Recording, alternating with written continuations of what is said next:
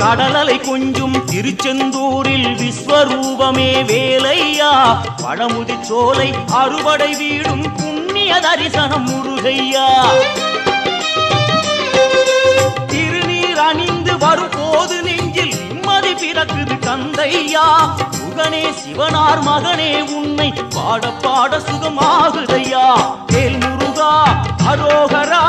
அரோகரா வேல் முருகா